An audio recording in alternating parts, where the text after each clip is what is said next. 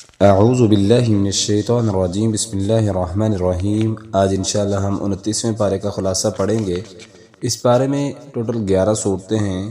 سب سے پہلی صورت سورۃ الملک ہے، جس کے بارے میں رسول اللہ صلی اللہ علیہ وسلم نے فرمایا ان سورۃ من القرآن 30 آیہ شفاعت لرجل حتی غفر لہ، وہی صورت تبارک الذی بیدہ الملک، قرآن کی 30 آیتوں کی ایک صورت ہے۔ یہ اپنے پڑھنے والے کے لیے سفارش کرے گی اور اسے بخشوا دے گی، اور اس صورت کا نام بھی آپ صلی اللہ علیہ وسلم نے فرمایا کہ وہ صورت تبارک الذی یعنی سورہ ملک ہے۔ اسی لیے آپ صلی اللہ علیہ وسلم ہر رات کو سونے سے پہلے سورۃ ملک اور سورۃ سجدہ پڑھا کرتے تھے۔ سورۃ ملک میں اللہ تعالیٰ نے اپنی ذات کا تعارف کروایا ہے۔ کائنات میں جتنی بھی تخلیق شدہ چیزیں ہیں ان میں اللہ تعالیٰ نے ایک انداز سے اپنا مؤثر تعارف کروایا ہے کہ جس کائنات میں تم رہ رہے ہو یہ کوئی فضول قسم کی چیزوں کا بے مقصد مجموعہ نہیں، بلکہ انتہائی منظم اور مستحکم سلطنت ہے۔ آپ ڈھونڈنے سے بھی اس کے اندر کوئی نقص نہیں پاؤ گے۔ اللہ تعالیٰ نے جیسا کہ ارشاد فرمایا تبارک الذی بیدہ الملک وہو علی کل شیء قدیر، بابرکت ہے وہ ذات جس کے ہاتھ میں بادشاہی ہے، زمین و آسمان کی بادشاہی، ہر چیز کی بادشاہی، اور وہ ہر چیز پر قدرت رکھنے والا ہے۔ اور اللہ تعالیٰ نے زندگی اور موت کا مقصد بیان فرما دیا الذی خلق الموت والحیاۃ لیبلوکم ایکم احسن عملا، یہ زندگی اور موت کے مرحلے جو ہم نے رکھے ہیں، ہم نے اس لیے رکھے ہیں تاکہ ہم دیکھ سکیں کون اچھے عمل کرتے ہیں۔ اللہ تعالیٰ کی تخلیقات میں کوئی نقص نہیں ہے۔ پھر انسان کی توجہ کائنات کی طرف کرواتے ہوئے اللہ تعالیٰ نے فرمایا الذی خلق 7 سماوات طباقا ما ترى في خلق الرحمن من تفاوت فارجع البصر هل ترى من فطور، وہ جس نے 7 آسمان اوپر نیچے پیدا فرمائے اور رحمان کے پیدا کیے ہوئے میں کوئی کمی پشی نہیں دیکھے گا، بس تو نگاہوں کو دوڑا لٹا، تجھے کوئی چیز آسمان میں کوئی سراخ تک نظر نہیں آئے گا۔ پھر بار بار دیکھنے کے باوجود بھی تیری نظریں ناکام اور تھکی ہوئی لوٹیں گی، کیونکہ اللہ نے کسی چیز کو نقص والی نہیں بنایا۔ یعنی یہ کفار مکہ اور مشرکین کو کہا جا رہا ہے کہ آپ دیکھیں، تخلیقات میں دیکھیں کہ اللہ تعالیٰ نے اتنی نعمتوں سے فراوانی کی ہے اور وہ نعمتیں عطا کی ہیں جو بے نقص ہیں، کسی طرح کا ان میں کمی کوتاہی نہیں۔ اس عثمان کو دیکھیں، انسان ایک گھر کی چھت بناتا ہے، کوئی چیز اس پہ ڈالتا ہے لینٹر وغیرہ، تو کوئی نہ کوئی کمی کوتاہی رہ جاتی ہے، لیکن اللہ تعالیٰ کی ذات دیکھیں، اتنی بڑی چھت کو جو ہے وہ قائم کیا ہے بغیر ستونوں کے، اور ساری کی ساری برابر ہے، اس میں کوئی نقص اور کمی نہیں ہے۔ اسی طرح اللہ تعالیٰ فرماتے ہیں وحی کی حقیقت کو بیان کرتے ہوئے کہ اللہ تعالیٰ کا پیغام فرشتوں کے ذریعے نبی مکرم صلی اللہ علیہ وسلم تک پہنچایا جاتا ہے۔ وَلَقَدْ زَيَّنَّا السَّمَاءَ الدُّنْيَا بِمَصَابِيحَ وَجَعَلْنَاهَا رُجُومًا لِلشَّيَاطِينِ وَأَعْتَدْنَا لَهُمْ عَذَابًا سَعِيرًا، اللہ تعالیٰ فرماتے ہیں یقیناً ہم نے آسمان کو چراغوں کے ساتھ یعنی ستاروں کے ساتھ روشنی بخشی ہے۔ وَجَعَلْنَاهَا رُجُومًا لِلشَّيَاطِينِ، اب جو ہے اس کے ساتھ ہم نے شیطانوں کو مارنے کے لیے آلے بنائے ہیں، اور ہم نے ان کے لیے بڑکتی ہوئی آگ کا عذاب تیار رکھا ہے۔ یہ سارے انتظامات شیطانوں سے وحی کو محفوظ رکھنے کے لیے کیے گئے ہیں۔ اب وحی کو ماننا تمہاری مرضی پر منحصر ہے، چاہو تو مانو اور چاہو تو انکار کر دو، بلکہ یہ خالق کائنات کا حکم ہے، جو مانے گا خالق کی رضامندی کا مستحق ہوگا، اور انکار کرنے والا خالق کائنات کے سخت عذاب کا شکار ہوگا، جیسا کہ اللہ تعالیٰ فرماتے ہیں والذین کفروا بربہم عذاب جہنم وبئس المصیر، اور خاص ان لوگوں کے لیے جنہوں نے اپنے رب کا انکار کیا جہنم کا عذاب ہے، اور وہ بہت برا ٹھکانہ ہے۔ اسی طرح یہ بات بھی ذہن نشین کر لینی چاہیے کہ ضروری نہیں کہ اللہ کا غضب موت کے بعد آخرت ہی میں ہو، بلکہ وہ چاہے تو اپنے نافرمانوں کو اس دنیا میں بھی پکڑ سکتا ہے۔ آپ کو کبھی بھی اللہ کی پکڑ سے بے خوف ہو کر نافرمانی کا راستہ اختیار نہیں کرنا چاہیے، جیسا کہ اللہ تعالیٰ فرماتے ہیں أَأَمِنْتُم مَّن فِي السَّمَاءِ أَن يَخْسِفَ بِكُمُ الْأَرْضَ فَإِذَا هِيَ تَمُورُ، ام امنتم من فی السماء ان یرسل علیکم حاصبا فستعلمون کیف نذیر، کیا تم اس سے بے خوف ہو گئے ہو جو آسمان میں ہے اور وہ تمہیں زمین میں دنسا دے تو اچانک وہ حرکت کرنے لگے، یا تم اسے بے خوف ہو گئے ہو جو آسمان میں ہے وہ تم پہ پتھر اور آندھی بھیج دے، پھر عنقریب تم جان لوگے کہ میرا ڈرانا کیسا ہے۔ اسی طرح اللہ تعالیٰ نے اپنی قدرت کاملہ کو سمجھانے کے لیے 3 سوال انسان سے پوچھے۔ پہلا سوال، کون ہے وہ ذات، امن ھذا الذی یرزقکم ان امسک رزقا بل لجوا فی عتو ونفور، وہ کون ہے جو تمہیں رزق دے، اگر وہ اپنا رزق روک لے تو تمہیں کون رزق دے سکتا ہے۔ اسی طرح اللہ تعالیٰ نے فرمایا، ایسا شخص جو اپنے منہ کے بل الٹا ہو کر چلتا ہے زیادہ ہدایت والا ہے یا جو سیدھا ہو کر درست راستے پر چلتا ہے؟ یعنی جس طرح کبا شخص خود اپنے راستہ نہیں دیکھ سکتا، اس طرح اللہ کی مخلوق جو خود اللہ کی محتاج ہے وہ کسی کی مدد کیا کر سکتی ہے۔ اللہ تعالیٰ نے تیسرا سوال کیا، قُلْ أَرَأَيْتُمْ إِنْ أَصْبَحَ مَاؤُكُمْ غَوْرًا فَمَنْ يَأْتِيكُمْ بِمَاءٍ مَّعِينٍ، کہہ دے کیا تم نے دیکھا اگر تمہارا پانی گہرا چلا جائے تو کون ہے جو تمہارے پاس بہتا ہوا پانی لے آئے۔ اللہ تعالیٰ نے چیلنج کیے ہیں کہ کون ہے تمہیں رزق دینے والا، اور کون ہے وہ ذات جو فضاؤں میں ہواؤں میں تمہیں تھام لیتی ہے، اور کون ہے وہ ذات جو تمہارے لیے پانی جیسی نعمت کو میسر کرتی ہے۔ اللہ تعالیٰ تعارف اپنا کروا رہے ہیں، تبارک الذی بیدہ الملک، وہی وہ ذات ہے جو بابرکت ہے اور جس کی بادشاہت ہمیشہ سے ہے اور ہمیشہ ہی رہے گی، اور ہر چیز پر وہ قادر مطلق ہے۔ اسی طرح سورۃ ملک کے بعد سورہ قلم آتی ہے، جس کا آغاز ان لفظوں سے ہوتا ہے، نون والقلم وما یسطرون ما انت بنعمت ربک بمجنون وان لک لاجرا غیر ممنون وانک لعلی خلق عظیم۔ قسم ہے قلم کی اور اس کی جو وہ لکھتے ہیں کہ تو اپنے رب کی نعمت سے ہرگز دیوانہ نہیں ہے، بے شک تیرے لیے ایسا اجر ہے جو کبھی منقطع نہیں ہوگا، بلا شبہ یقیناً تو بڑا اچھا اخلاق والا ہے۔ کافر آپ صلی اللہ علیہ وسلم کو مجنون اور پاگل کہا کرتے تھے، نعوذ باللہ العیاذ باللہ، تو اللہ تعالیٰ نے آپ کی مداح میں آپ کو ان کی حوصلہ فزائی میں فرمایا، اے میرے نبی پریشان نہیں ہونا، آپ مجنون نہیں ہیں، آپ تو بہت اعلیٰ منصب پر اعلیٰ اخلاق کے مالک ہیں۔ اسی طرح اللہ تعالیٰ نے ایک واقعہ بیان فرمایا کہ اللہ تعالیٰ بندوں کو مال و دولت اور نام و کرام دے کر آزماتا ہے، آدمی شکر کرے تو مزید دیتا ہے، اور اگر کفر کرے تو اللہ تعالیٰ اپنی نعمت کو واپس لے لیتا ہے۔ سورۃ قلم میں اللہ تعالیٰ نے ایک باغ والوں کا واقعہ بطور مثال بیان کر فرمایا، باغ کا مالک نیک تھا، جب بھی باغ تیار ہوتا پھل کاٹتا پہلے غریبوں کا دیتا، پھر گھر لے جاتا۔ جب وہ فوت ہو گیا تو اس کے لڑکوں نے سوچا، ہمارا باپ پاگل تھا جو ایسے ہی اپنے مال غریبوں میں لٹا دیتا تھا، ہم رات کے اندھیرے میں جا کر پھل توڑیں گے اور کسی غریب کو کانوں کان خبر نہیں ہونے دیں گے۔ اللہ کا اصول ہے کہ وہ اپنے غریب بندوں کا حق کسی کو اپنی طاقت سے چھیننے نہیں دیتا۔ پھر ان کے ساتھ جو اللہ نے سلوک کیا اس کا نقشہ قرآن مجید میں کھینچا گیا، اِنَّا بَلَوْنَاهُمْ كَمَا بَلَوْنَا أَصْحَابَ الْجَنَّةِ اِذْ أَقْسَمُوا لَيَصْرِمُنَّهَا مُصْبِحِينَ۔ اللہ تعالیٰ فرماتے ہیں کہ یہ جب انہوں نے غلط ارادے کیے تو ہم نے ان کو محروم کر دیا، وَغَدُوا عَلَى حَدٍ قَادِرِينَ فَلَمَّا رَأَوْهَا قَالُوا إِنَّا لَضَالُّونَ بَلْ نَحْنُ مَحْرُومُونَ۔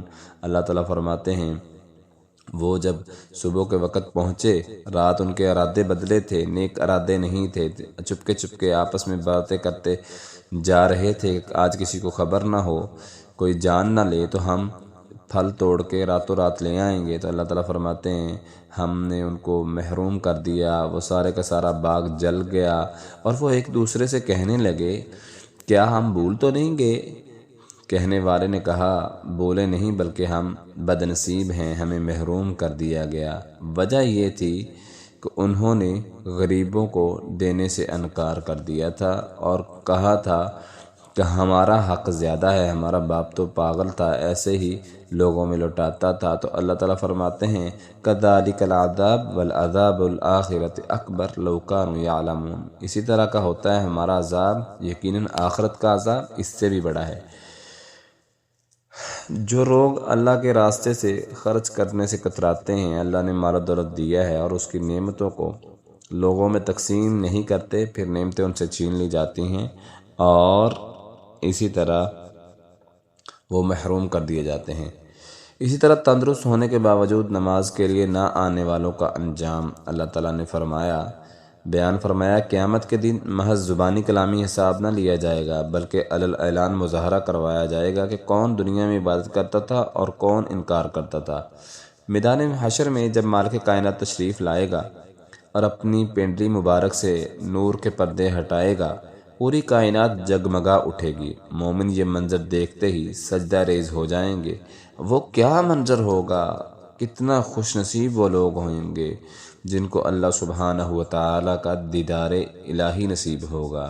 اللہم اجعلنا منہم، الہ العالمین ہمیں بھی اپنا دیدار نصیب فرمائے۔ اللہ تعالیٰ فرماتے ہیں یوم یکشف عن ساق ویدعون الی السجود فلا یستطیعون، جس دن پنڈلی کھولی جائے گی اور وہ سجدے کی طرف بلائے جائیں گے تو وہ طاقت نہیں رکھیں گے، ان کی نگاہیں نیچی ہوں گی، ذلت انہیں گھیرے ہوئے ہوگی، حالانکہ انہیں سجدے کی طرف بلایا جاتا تھا جبکہ وہ صحیح سالم تھے۔ جو اس وقت سجدہ نہیں کر سکے گا وہ جنت میں بھی نہیں جائے گا، یعنی جو دنیا میں انکار کرتا رہا، کل قیامت کے دن بھی جب اللہ اپنی پنڈلی مبارک سے کپڑا ہٹائیں گے تو یہ لوگ سجدے کی طاقت نہیں رکھتے ہوں گے اور یہی لوگ ذلیل و رسوا ہو جائیں گے۔ اس کے بعد سورۃ الحاقہ ہے۔ حاقہ قیامت کا نام ہے، یعنی اس سورت کا نام قیامت کے نام پر رکھا گیا۔ اس کا اصل موضوع قیامت کا اثبات ہے، اس کے علاوہ جو قیامت کا انکار کرتے ہیں ان کا انجام ہے۔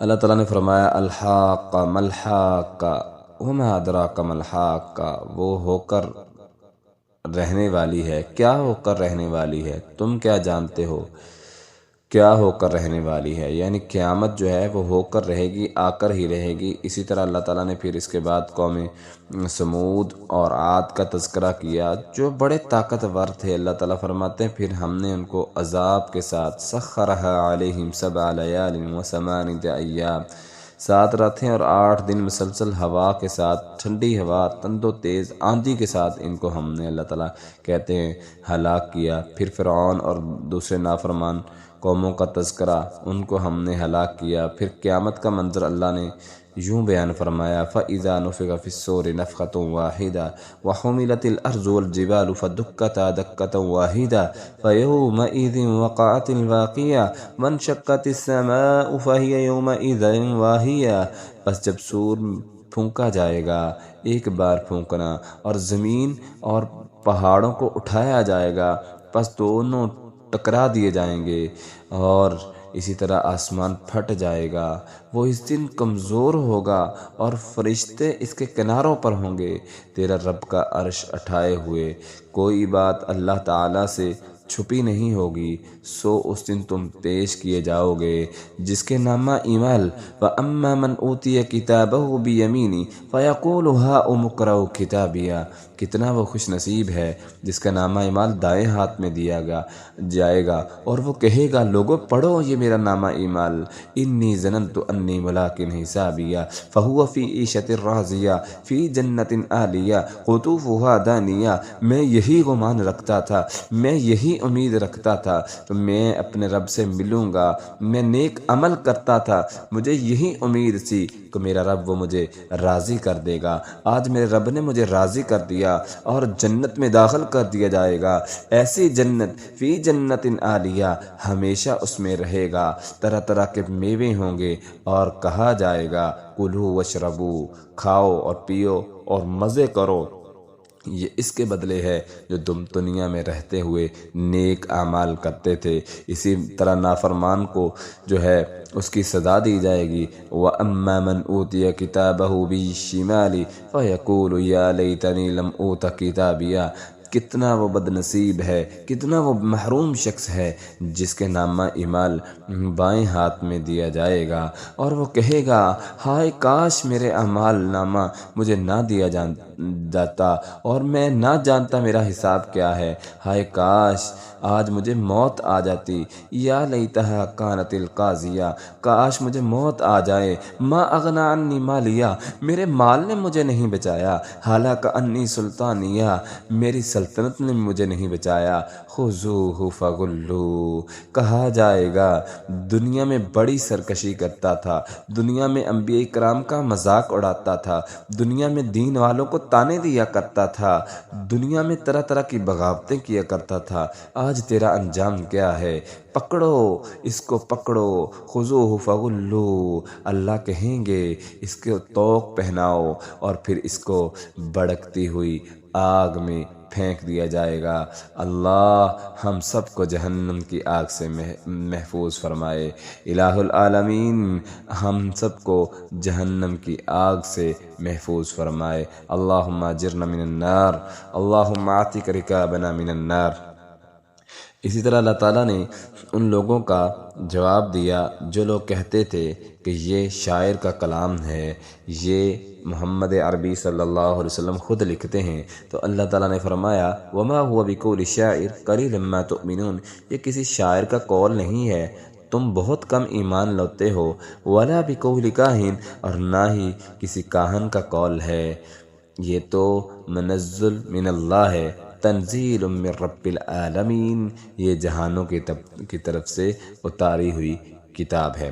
اسی طرح آگے سورۃ المعارج ہے، اس میں بھی کفار کو تنبیہ اور نصیحت کی گئی ہے، قیامت، آخرت اور جنت جہنم کی خبروں کا مذاق جو اڑاتے تھے اور رسول اللہ صلی اللہ علیہ وسلم کو چیلنج کرتے تھے کہ اگر آپ سچ کہتے ہیں تو آپ ہم پر عذاب کیوں نہیں لاتے، تو اللہ تعالیٰ نے یہ صورت نازل کر دی، سأل سائل بعذاب واقع، سوال کرنے والے آپ سے سوال پوچھتے ہیں قیامت کب واقع ہوگی، للکافرین لیس لہ دافع، اللہ تعالیٰ فرماتے ہیں قیامت جب آئے گی کافروں پر تو کوئی نہیں ہٹانے والا ہوگا۔ اسی طرح آگے چل کر پھر اللہ تعالیٰ نے قیامت کے خوفناک مناظر کو بیان فرمایا کہ جس دن آسمان پگھلے ہوئے تانبے کی طرح ہوگا، یوم تکون السماء کالمہل وتکون الجبال کالعہن، اور پہاڑ روئی کی طرح اڑا دیے جائیں گے، کوئی دوست کسی کے کام نہیں آئے گا، وہ ایسا خوفناک منظر ہوگا، نہ کسی سے فدیہ لیا جائے گا، اور اسی طرح جو بغاوت کرنے والے ان کو جہنم میں پھینک دیا جائے گا، کوئی کام کسی کے نہیں آئے گا، بیوی اپنے شوہر کے، ماں اپنے بیٹے کے، کوئی کسی کے کام نہیں آئے گا۔ اللہ تعالیٰ فرماتے ہیں اور ان تمام لوگوں کو جو زمین میں ہیں پھر اپنے آپ کو بچا لیں، یعنی فدیہ دے دیں تمام بچنے کے لیے کہ ہمیں بچا لیا جائے۔ اللہ تعالیٰ فرماتے ہیں کوئی چیز ان کو بچا نہیں سکے گی، ان کو جہنم میں داخل کر دیا جائے گا جو بغاوت کرنے والے ہوں گے، اور ایسی جہنم کی آگ نزاعۃ للشوا تدعو من ادبر وتولی، منہ اور سر کی کھال کو اتار کھینچنے والی، اور ہر شخص کو پکارے گی جس نے دنیا میں رہتے ہوئے بغاوت کی، پیٹھ پھیری اور منہ موڑا اور مذاق اڑایا۔ اسی طرح اللہ تعالیٰ نے آخر میں جنت والوں کی صفات بیان کی ہیں کہ وہ کیسے لوگ ہیں، قیامت کی سختیوں سے وہی بچ سکیں گے جو ان خوبیوں کے مالک ہوں گے، الذین هم علی صلاتہم دائمون والذین فی اموالہم حق معلوم، جو نماز پر ہمیشگی اختیار کرنے والے، اپنے مالوں سے ایک مقرر حصہ لوگوں کو دینے والے، اسی طرح جو اللہ کے عذاب سے ڈرنے والے اور اللہ کے عذاب سے خوف کھانے والے، اپنی شرم گاہوں کی حفاظت کرنے والے، اپنی بیویوں اور اپنی لونڈیوں پر کوئی ملامت نہیں کرنے والے، اور امانتوں کے پاسدار اور سچی گواہیاں دینے والے، نمازوں کی حفاظت کرنے والے، یہی لوگ جنت میں جائیں گے۔ اس کے بعد سورۃ نوح ہے۔ سورۃ نوح، اس میں حضرت نوح علیہ السلام کی تبلیغ کا تفصیلی تذکرہ ہے، جب انہوں نے بار بار دعوت دی لیکن انہوں نے بار بار انکار کیا، تو یہ قوم جب باز نہ آئی تو حضرت نوح علیہ السلام کہنے لگے اے اللہ میں نے ان کو علانیہ بھی سری طور پر بھی جو ہے دعوت دی ہے، مگر انہوں نے انکار کر دیا۔ حضرت نوح علیہ السلام کہتے ہیں فَقُلْتُ اسْتَغْفِرُوا رَبَّكُمْ إِنَّهُ كَانَ غَفَّارًا، اے میری قوم استغفار کرو، اپنے گناہوں سے تائب ہو کے اللہ کی طرف آ جاؤ، میں اللہ کا بھیجا ہوا رسول ہوں، استغفار کرو گے تمہارے لیے کیا فائدے ہوں گے۔ يُرْسِلِ السَّمَاءَ عَلَيْكُمْ مِدْرَارًا وَيُمْدِدْكُمْ بِأَمْوَالٍ وَبَنِينَ وَيَجْعَلْ لَكُمْ جَنَّاتٍ وَيَجْعَلْ لَكُمْ أَنْهَارًا، وہ تمہارے گناہ بھی معاف کر دے گا، آسمان سے موسلا دار بارشوں کا نزول ہوگا، تمہاری مدد کرے گا مالوں اور بیٹوں کے ساتھ، مگر اس قوم نے ماننے سے انکار کر دیا۔ یاد رہے کہ بت پرستی کا آغاز اور اولیاء اور قبر پرستی کا آغاز بھی اسی قوم سے سب سے پہلے ہوا۔ وَقَالُوا لَا تَذَرُنَّ آلِهَتَكُمْ وَلَا تَذَرُنَّ وَدًّا وَلَا سُوَاعًا وَلَا يَغُوثَ وَيَعُوقَ وَنَسْرًا، جب نوح علیہ السلام نے دعوت دی تو کہنے لگے تم ہرگز، انہوں نے کہا اے نوح، وَقَالُوا لَا تَذَرُنَّ، اور انہوں نے کہا تم ہرگز اپنے معبودوں کو نہ چھوڑنا، اور نہ کوئی ود کو چھوڑے، نہ سوا کو، نہ یغوث کو، نہ نصر کو۔ سیدنا عبداللہ بن عباس بیان فرماتے ہیں جو بت نوح علیہ السلام کی قوم میں پوجے جاتے تھے، انہیں عرب کے ہاں عبادت ان کی ہونے لگی، جس طرح وہ لوگ کہتے تھے کہ یہ ہمارے نیک لوگ ہیں اور ان کی مورتیاں بنا کے رکھ لیں، شیطان نے ان کے دلوں میں بات ڈالی اور اس طرح ان کے نام رکھ کے پھر ان کی بات ہونے لگی۔ اسی طرح عرب کے کچھ لوگوں میں بھی بت پرستی کا آغاز ہوا اور انہوں نے اپنے بتوں کے خود ہی نام رکھ لیے جن کی کوئی دلیل نہیں۔ اس سے معلوم ہوا کہ دنیا میں بت پرستی کا آغاز نوح علیہ السلام کی قوم سے ہوا تھا اور اس سے آہستہ آہستہ بت پرستی پھیلتی گئی۔ آج ہمارے ہاں بھی کچھ لوگ بتوں کے پجاری ہیں اور کچھ لوگ قبروں کے غیر اللہ کو مانتے ہیں۔ تو حضرت نوح علیہ السلام نے جب اپنی ساری کوشش کی مگر وہ نہ مانے تو کہنے لگے وَقَالُوا لَا تَذَرُنَّ، اے میرے رب، انہوں نے جو طرح طرح کے معبود بنا لیے ہیں، اللہ میری بس ہوگی ہے، وَلَا تَزِدُوا، اے اللہ ان کی قوم میں سے کوئی بھی چھوڑنا نہ، ان پر تو عذاب بھیج دے۔ تو اللہ تعالیٰ فرماتے ہیں وَقَالَ نُوحٌ رَبِّ لَا تَذَرْ، جب نوح نے کہا اے میرے رب ان میں سے کوئی بھی نہ چھوڑ، پھر اللہ کا عذاب آیا تو اللہ تعالیٰ نے ان کو صفائے ہستی سے مٹا دیا۔ اسی طرح آخر میں حضرت نوح علیہ السلام کی دعائیں بھی ہیں، رب اغفر لی وَلِوَالِدَیَّ وَلِمَن دَخَلَ بَیْتِیَ مُؤْمِنًا وَلِلْمُؤْمِنَاتِ، اے میرے رب مجھے بخش دے اور جو میرے ساتھ سوار ہوا ان کو بخش دے، میرے والدین کو بخش دے۔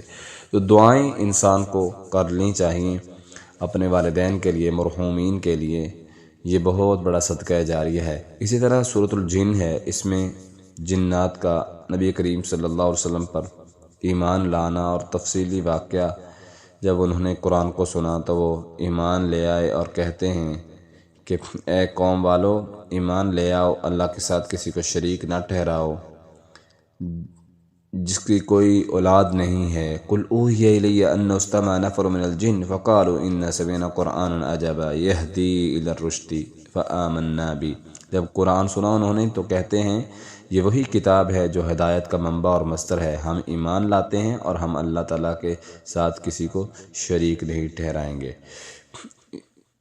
اللہ تعالیٰ نے اس صورت کے بعد دوسری سورۃ مزمل ہے، نبی کریم صلی اللہ علیہ وسلم کو جن چیزوں کا حکم دیا جا رہا ہے، یا ایھا المزمل قم اللیل الا قلیلا نصفہ او انقص منہ قلیلا، اے میرے نبی کھڑے ہو جائیں رات کو، یعنی تہجد کی نماز کے لیے آپ کو کہا جا رہا ہے۔ تہجد بہت بڑی نعمت ہے۔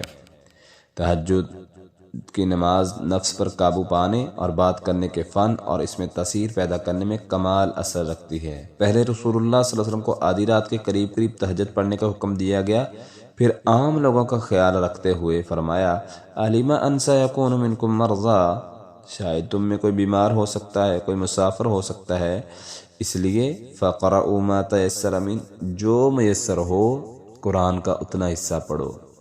یعنی تہجد کی نماز کا حکم پہلے نبی کریم صلی اللہ علیہ وسلم کے خاصہ پھر عام لوگوں کے لیے بھی اللہ تعالیٰ نے فرمایا جتنا پڑھ سکتے ہیں پڑھیں۔ دوسری حدیث میں آتا ہے نبی کریم صلی اللہ علیہ وسلم نے فرمایا جو رات کو 10 آیات تلاوت کرتا ہے تہجد میں اٹھ کے پڑھتا ہے تو اس کا نام جو ہے غافلین کی فہرست سے نکال دیا جاتا ہے۔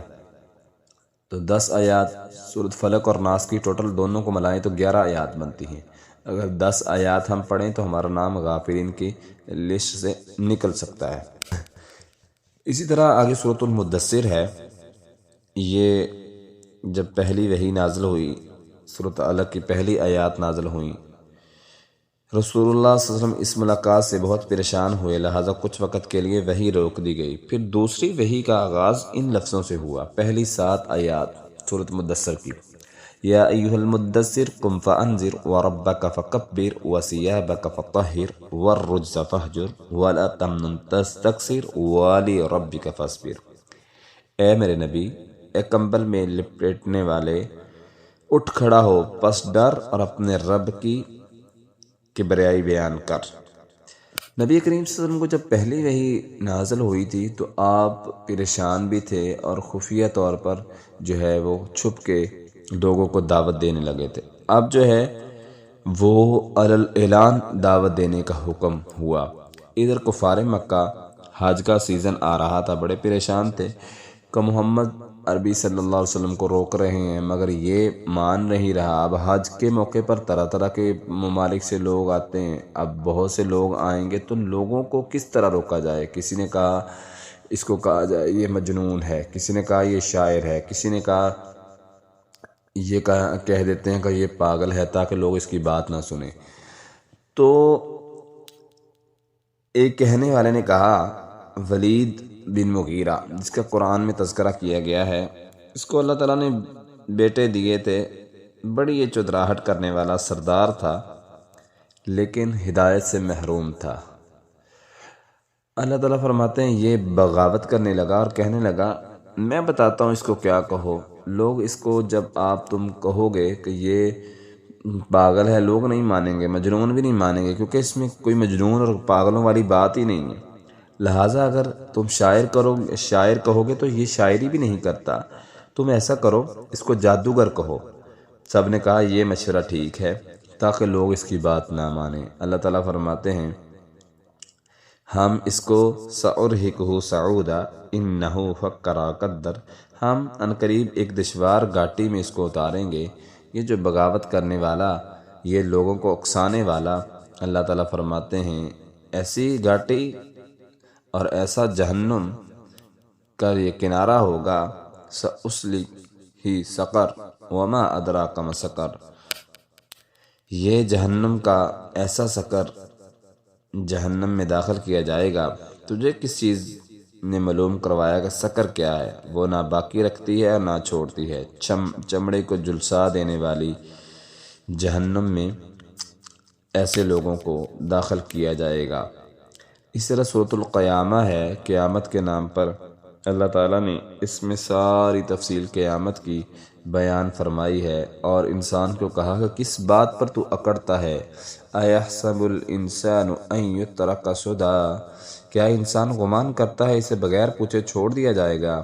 اللہ تعالیٰ اس کی حقیقت کو بیان کرتے ہیں کہ اے انسان، الم یک نطفۃ من منی یمنی ثم کان علقۃ فخلق فسوی فجعل منہ الزوجین الذکر والانثی، کیا تو نے کبھی غور کیا کہ ہم نے تجھے کس طرح ایک قطرے سے، ناپاک قطرے سے تجھے پیدا فرمایا اور پھر جمع ہوا خون تیرے لیے جو ہے اس کو درست کیا اور تجھے شکل دی، پھر تمہاری قسمیں بنائیں نر اور مادہ کی، کیا وہ اس چیز پر قادر نہیں ہے کہ وہ مردوں کو زندہ کر دے؟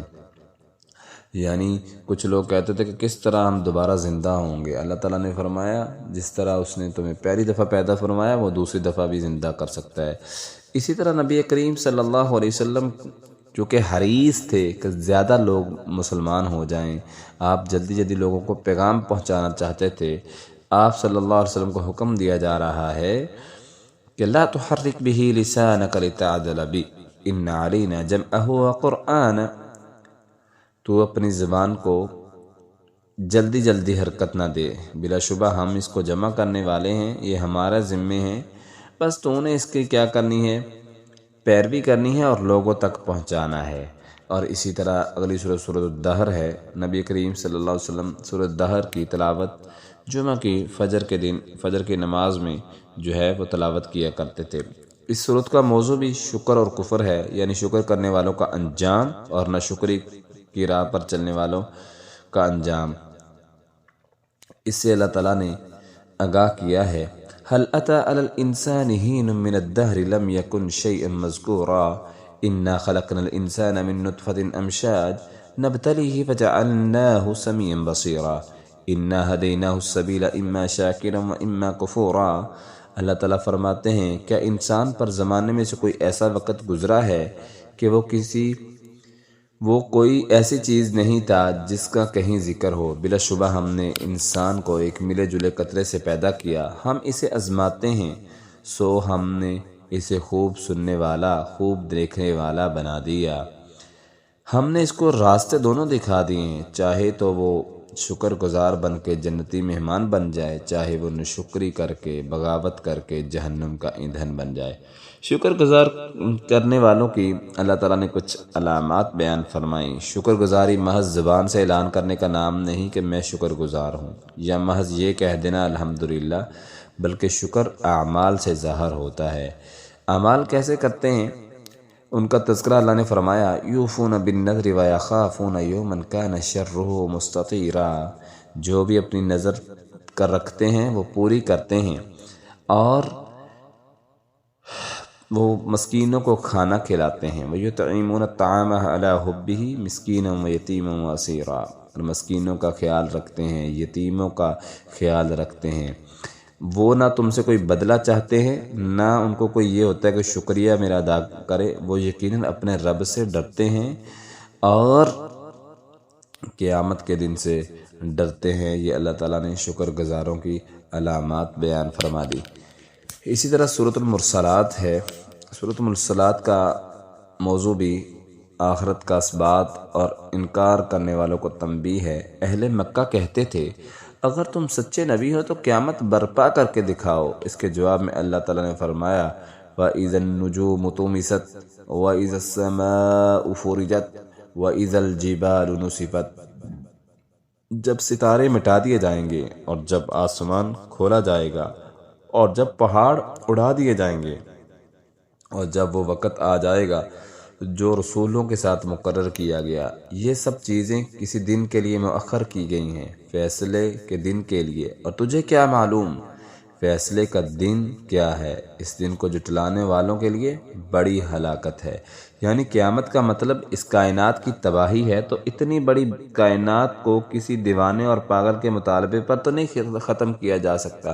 اسی لیے اللہ تعالیٰ فرماتے ہیں، وَيْلٌ يَوْمَئِذٍ لِّلْمُكَذِّبِينَ۔ بار بار اس صورت میں فرمایا ہلاکت ہے جھٹلانے والوں کے لیے۔ نیز اس کائنات کے اندر پھیلی ہوئی نشانیاں اور جنت جہنم کا ذکر بھی ہے اس صورت میں۔ نیک اعمال کرنے والے جنت میں جائیں گے اور انہیں جنت کی نعمتیں ملیں گی، اور برے اعمال کرنے والے، انبیاء رسول کی تکذیب کرنے والے، جہنم کا انکار کرنے والے، ان کے لیے اللہ تعالیٰ فرماتے ہیں ہم نے سخت سزائیں رکھی ہیں۔ اور آخر میں اللہ تعالیٰ نے فرمایا، فَبِأَيِّ حَدِيثٍ بَعْدَهُ يُؤْمِنُونَ۔ پھر اس قرآن کے بعد وہ کس بات پر ایمان لائیں گے؟ یعنی ساری چیزیں اللہ تعالیٰ نے واضح کر دی ہیں۔ اللہ تعالیٰ فرماتے ہیں سارے راستے میں نے بتا دیے ہیں، اب کس بات پر وہ ایمان لائیں گے؟ کہ ساری چیزیں، جہنم کے تذکرے، ہولناکیاں، قیامت کے مناظر، فرشتوں کے جو ہے وہ دردناک طریقے سے جہنم میں لوگوں کو دھکیلنا، انکار کرنے والوں کی سزائیں، انبیاء کا انکار کرنے والے اور کتابوں کا انکار کرنے والے اللہ تعالیٰ نے جو سزائیں مقرر کی ہیں، وہ ساری چیزیں اللہ نے بیان فرما دی ہیں۔ فرمایا فَبِأَيِّ حَدِيثٍ بَعْدَهُ يُؤْمِنُونَ۔ پھر وہ کس چیز پر ایمان لائیں گے اگر اب بھی نہیں ایمان لاتے ساری چیزیں جاننے کے بعد؟ اور معلوم ہوا کہ قرآن مجید کے اسماء میں سے ایک نام حدیث بھی ہے، فَبِأَيِّ حَدِيثٍ بَعْدَهُ يُؤْمِنُونَ۔ اور نبی کریم صلی اللہ علیہ وسلم کے فرامین کا نام بھی حدیث ہے۔ اس لیے قرآن و حدیث پر چلنے والے ہی کامیاب ہیں۔ یہی وہ لوگ ہیں جن کے لیے اللہ نے انعامات کے وعدے کیے ہیں۔ الہ العالمین ہم سب کو سمجھ کر عمل کرنے کی توفیق عطا فرمائے۔